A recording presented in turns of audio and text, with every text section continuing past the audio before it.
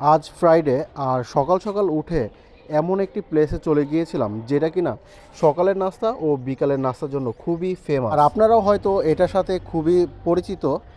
এটা হলো কিছুক্ষণ রেস্তোরাঁ, যেটা কিনা গ্যান্ডারিয়ায় অবস্থিত। আমি এর আগে একবার এসে এখানের কাটলেট আর হলো ডিমের যেই স্যুপটা আছে ওইটা খেয়ে গিয়েছিলাম।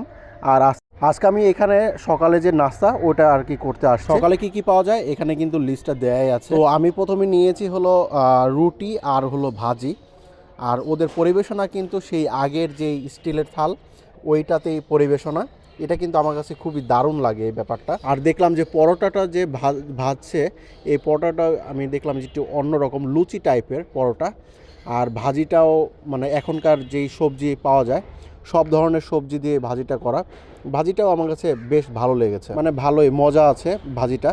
আর সাথে কিন্তু এই ডিম পোস্ট যেটা এটা নিয়েছিলাম, আর ওদের ডালটা নিয়েছিলাম। ডিম পোস্টটা কিন্তু দারুণ মানে হয়েছে। কোনো হোটেলে আমি দেখিনি যে এইভাবে ডিম পোস্ট করতে। আর এইদিকে আমি ভিডিও করতে করতে খেতে গিয়ে রুটি ডুবে গিয়েছে ডালের ভিতরে। যাই হোক শেষমেশ উঠিয়ে তারপরে খেলাম। আর এটা কিন্তু অনেক গরম ছিল ডাল। তো আমি এর আগে সন্ধ্যার দিকে এসেছিলাম, তো সেদিন তেমন ভিড় ছিল না, কিন্তু আজকে সকালবেলায় আসলাম, সকালে কিন্তু প্রচুর পরিমাণে ভিড় ছিল।